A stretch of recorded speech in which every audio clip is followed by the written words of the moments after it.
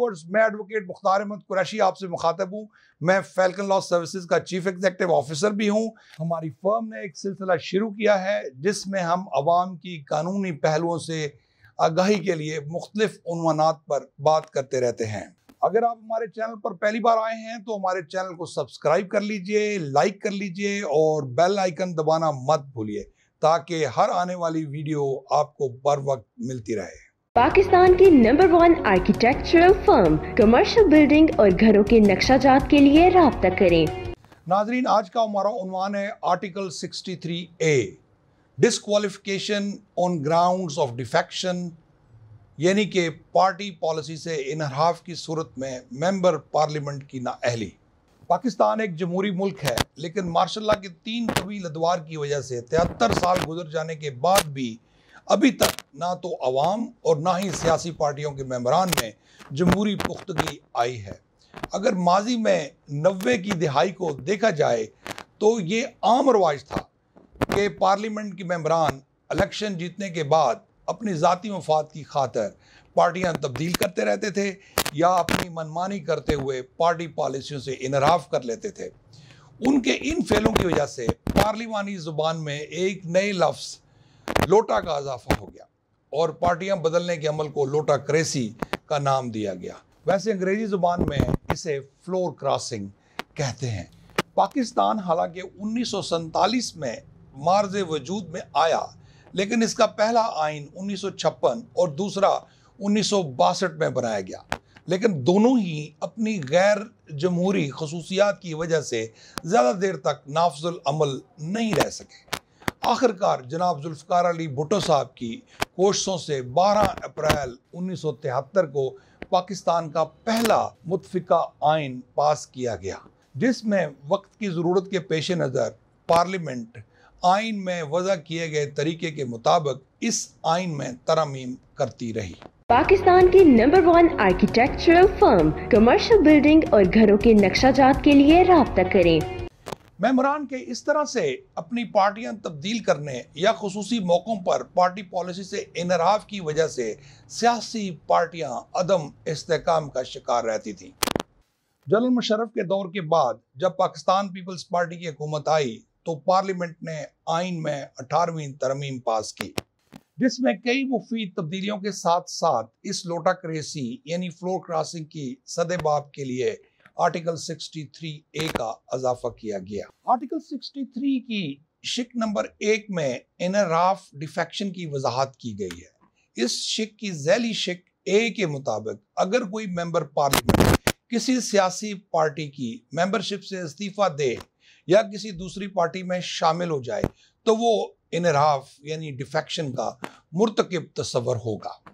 आइन के article 63A1 की झैली शिक B के मुताबिक अगर कोई मेंबर पार्लियामेंट वजीर आजम और वजीर आला के इलेक्शन में एतमाद या अदम एतमाद की तहरीक की सूरत में या फाइनेंस बिल और आइनी तरमीम की सूरत में अपनी पार्टी के अहकामात के खिलाफ वोट दे या वोट देने से गुरेज करे तो भी वो इनहराफ यानी डिफेक्शन का मुर्तकिब होगा। अगर पार्टी सरबराह किसी वक्त भी ये समझे कि कोई पार्टी मेंबर इनहराफ का मुर्तकिब हुआ है तो वो स्पीकर और चीफ इलेक्शन कमिश्नर को लिख सकता है कि फला मेंबर ने उसकी पार्टी के अहकामात से इनहराफ किया है और इस बिना पर इस मेंबर को असेंबली की रुकनीत से नाअहल करार दिया जाए और ऐसे खत या दरख्वास्त की नकल उस मेंबर को भी देना जरूरी होगा। पाकिस्तान की number 1 architectural firm commercial building और घरों के नक्शाजात के लिए राब्ता करें।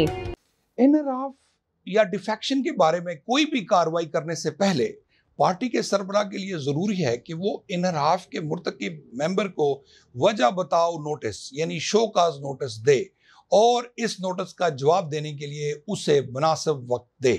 ये बात भी ज़हन नशीन करना ज़रूरी है कि वो मेंबर इस नोटिस का जवाब देने के लिए मुनासिब वजूहात पेश करके इल्तवा की दरख्वास्त दे सकता है। अगर वो इनहराफ का मुर्तकिब मेंबर पार्टी सरबराह को मुतमिन नहीं कर सका तो पार्टी सरबराह उसके खिलाफ कार्रवाई का आगाज कर सकता है।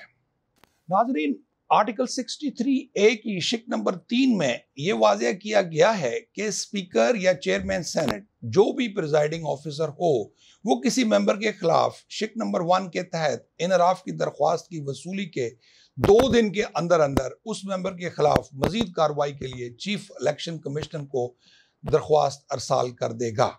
अगर वो ऐसा ना करे तो भी 2 दिन के बाद ये तस्वर होगा कि दरख्वास्त मजीद कार्रवाई के लिए चीफ इलेक्शन कमिश्नर को अरसाल हो गई है।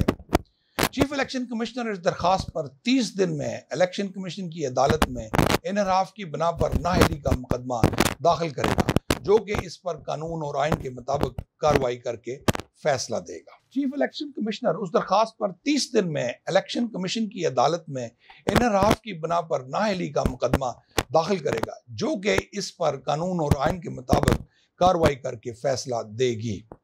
और अगर इलेक्शन कमीशन ने अपने फैसला में पार्टी सरबराह के मौक़िफ़ की तायीद की तो इस मेंबर को नाअहल करार दे दिया जाएगा और पार्लियामेंट में उसकी नशिस्त नए इंतखाब के लिए खाली तस्वर होगी। यहाँ ये बात काबिल गौर है कि इलेक्शन कमीशन में जो मुकदमा चलाया जाएगा उसमें मुद्दा अलय को नोटिस किया जाएगा और आर्टिकल 10A के तहत फेयर ट्रायल के तमाम लवाज़मात पूरे किए जाएंगे।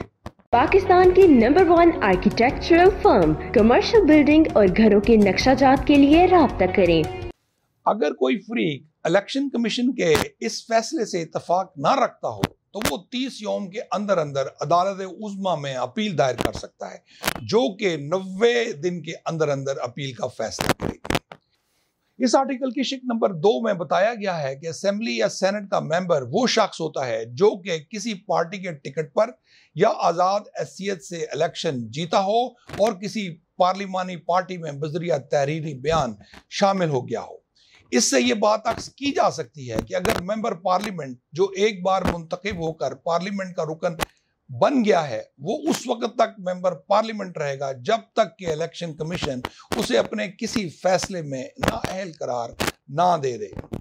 यहाँ ये बात भी जहन में रखना जरूरी है कि वोट डालने का हक आइन के मुताबिक बुनियादी हकूक में से एक है, लिहाजा इस हक से किसी पाकिस्तानी बशमूल मेंबर पार्लियामेंट को जबरदस्ती महरूम नहीं किया जा सकता।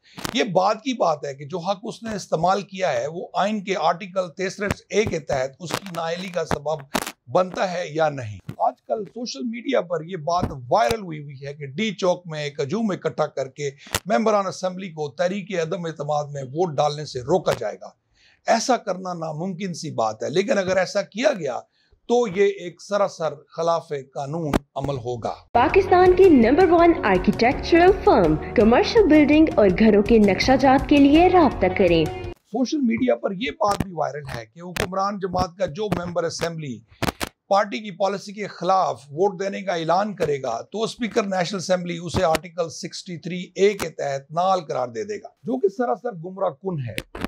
एक तो स्पीकर के पास ये इख्तियार है ही नहीं कि वो किसी मेंबर पार्लियामेंट को आर्टिकल 63A के तहत नाअहल करार दे दे। स्पीकर तो सिर्फ और सिर्फ इलेक्शन कमीशन को पार्टी सरबराह से मशूल शुदा दरख्वास्त फॉरवर्ड कर सकता है, और वैसे भी किसी गैर कानूनी फेल की कार्रवाई उस फेल के सरजद होने पर ही शुरू की जा सकती है। महज ऐलान से जुर्म सरजद नहीं होता। फौजदारी कानून में मेंसरिया एंड एक्टसरिया एक बुनियादी असूल है। मेंसरिया का मतलब है गिल्टी माइंड और एक्टसरिया का मतलब है गिल्टी एक्ट, यानी कि किसी जुर्म के सरजद होने के लिए जरूरी है कि जुर्म करने वाले शख्स की जुर्म करने की नीयत हो और वो मुजरमाना फेल का इर्तिकाब भी करे। इसलिए किसी मेंबर असेंबली के खिलाफ उस वक्त तक आर्टिकल 63A के तहत नाअहली की कार्रवाई अमल में नहीं लाई जा सकती जब तक कि वो पार्टी पॉलिसी से इनहराफ करते हुए ममनुआ अमल सरजद ना कर दे। पाकिस्तान की number 1 architectural firm commercial building और घरों के नक्शाजात के लिए राब्ता करें। व्यूअर्स, इस तरह हमारा उन्वान इख्तिताम को पहुंचता है। अगर इस बाबत आपके जहन में कोई सवाल उभरे तो मेरे इस नंबर पर 0321438451 जो कि स्क्रीन पर आ रहा है, आप किसी वक्त भी कॉल करके मजीद रहनुमाई हासिल कर सकते हैं। उम्मीद है कि आपको हमारा ये प्रोग्राम पसंद आया होगा। मजीद अपडेट्स के लिए हमारा प्रोग्राम लाइक कीजिए, हमारे चैनल को सब्सक्राइब कीजिए और बेल आइकन दबाना मत भूलिए।